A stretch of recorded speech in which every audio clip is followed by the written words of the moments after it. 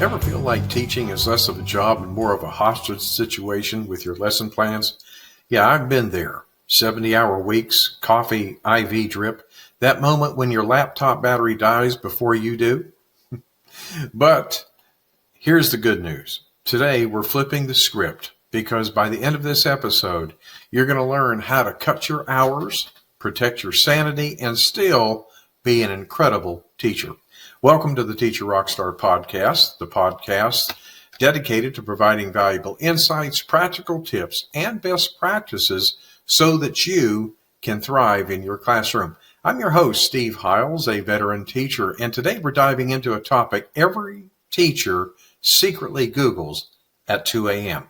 How do I stop working 70 hours a week? And stick around because later in this episode, I'll share the one shift that saved me 10 hours a week without sacrificing a single thing in the classroom. So let's get to it here. Point number one, let's start with the hard truth. Busy doesn't equal productive. I once worked with a teacher who stayed at school till 7 p.m. every night. She looked like she lived there. Microwave meals, a change of shoes under her desk, and enough sticky notes to wallpaper the teacher's lounge. But when we looked at how she spent her time, more than half was redoing things that didn't even matter. Things like retyping worksheets, over-planning lessons, answering parent emails that could have waited until the next morning. Now, here's a statistic that'll hit home.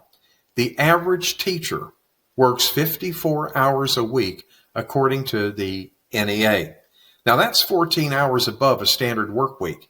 And for many, that number creeps into the 60s and 70s. So why do we do it? Well, because we think busy, means dedicated. But what it really means is burned out with a fancy planner. Time to start thinking like a strategic professional, not a hamster on a wheel. The Teacher RockStar Academy course is meticulously designed to equip you with the tools and strategies needed to skyrocket your effectiveness as a teacher. Curious to know if the Teacher RockStar Academy course is the missing piece in your teaching journey? If you're ready to reclaim control of your classroom and witness the incredible impact on your students, then use the link in the podcast description to learn more about this program. Okay, point two. Stop grading every single thing that comes across your desk. I can already hear it. But Steve, if I don't grade it, how will they learn? Well, let me tell you something wild. Research from the University of Virginia shows students retain more when given timely feedback instead of grades. Think about that. That's right. You don't have to slap a score on every single thing to make learning stick. Try Feedback Fridays instead. Spend 10 minutes having students self-assess or peer review.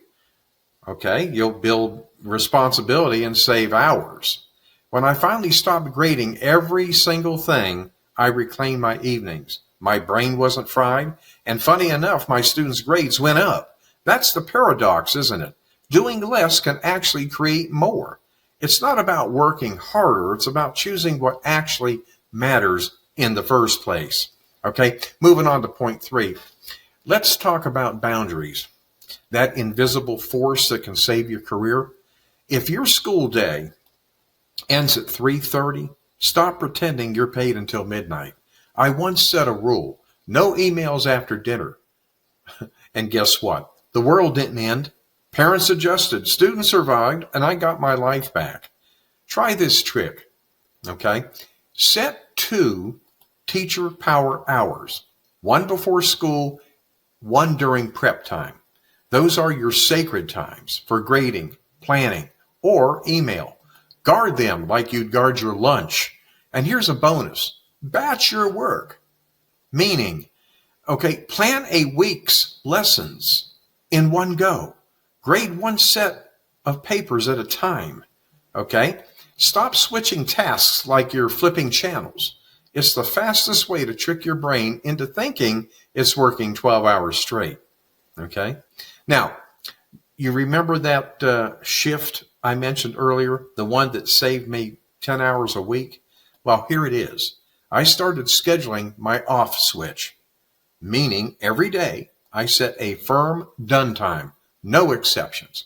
It forced me to work smarter, cut the fluff, and let go of perfection. You'll be amazed how fast you get when you know you're clocking out at 4:30 sharp.